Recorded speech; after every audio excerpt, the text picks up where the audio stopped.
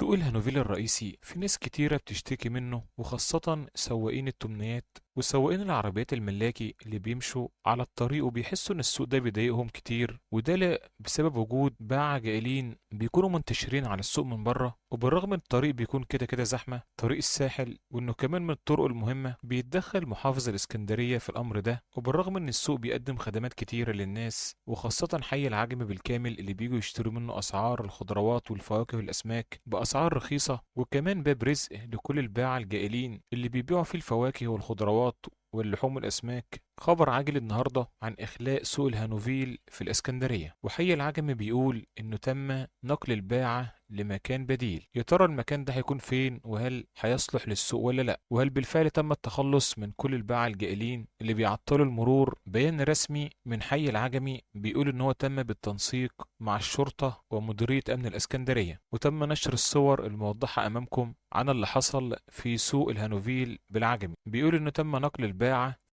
في مكان بديل لضمان عدم إعاقة حركة المرة والسيارات في طريق الساحل. أخبار عاجلة عن الفريق أحمد خالد محافظ الإسكندرية، واللي قام بزيارة المكان وبيوجه رؤساء الأحياء علشان يعملوا الانضباط في الشارع وكمان تسهيل حركة المواطنين. وإن المحافظ كمان عايز الشكل الجمالي والحضاري لكل شوارع الإسكندرية عروس البحر المتوسط. وبتوضح المهندسة نور المهدي رئيس حي العجمي إنه جرى إخلاء سوق الهانوفيل بالكامل ونقل الباعة الجائلين إلى مكان بديل، والمكان ده هيكون أمام البوسطة بسبب الإعاقة في حركة المرور والمرة. بالإضافة بيضيف حي العجمي إنه بيشن حملات كبيرة بشكل يومي على كافة المناطق المحيطة بسوق الهانوفيل علشان يتأكد من عودة وعدم عودة الباعة مرة أخرى اللي بيعوق المرور وحركة المواطنين، وكمان بيفرشوا المنتجات بتاعتهم في الطريق العام. وبتناشد رئيس حي العجمي المواطنين والباعة بالالتزام بكل القوانين المنظمة للإشغالات والمكان البديل للباعة الجائلين، وكمان التأكيد على استمرار عمق الأحياء وإنها لازم تكون منظمة وشكلها كويس وكمان بكافة الإمكانيات علشان تخدم المواطن. وبكده نكون اتكلمنا عن كافة التفاصيل والأحداث اللي حصلت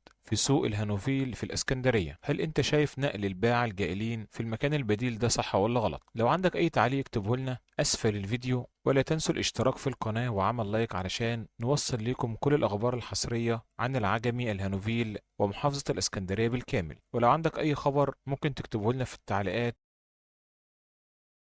سوق الهانوفيل الرئيسي في ناس كتيرة بتشتكي منه، وخاصة سواقين التمنيات وسواقين العربيات الملاكي اللي بيمشوا على الطريق وبيحسوا ان السوق ده بيضايقهم كتير، وده بسبب وجود باعة جائلين بيكونوا منتشرين على السوق من بره. وبالرغم ان الطريق بيكون كده كده زحمة، طريق الساحل، وانه كمان من الطرق المهمة، بيتدخل محافظ الاسكندرية في الامر ده. وبالرغم ان السوق بيقدم خدمات كتيرة للناس، وخاصة حي العجمي بالكامل اللي بيجوا يشتروا منه اسعار الخضروات والفواكه والاسماك باسعار رخيصة، وكمان باب رزق لكل الباعة الجائلين اللي بيبيعوا فيه الفواكه والخضروات واللحوم والأسماك. خبر عاجل النهاردة عن إخلاء سوق الهانوفيل في الإسكندرية، وحي العجمي بيقول إنه تم نقل الباعة لمكان بديل. يا ترى المكان ده هيكون فين؟ وهل هيصلح للسوق ولا لا؟ وهل بالفعل تم التخلص من كل الباعة الجائلين اللي بيعطلوا المرور؟ بيان رسمي من حي العجمي بيقول إن هو تم بالتنسيق مع الشرطة ومديرية أمن الإسكندرية، وتم نشر الصور الموضحة أمامكم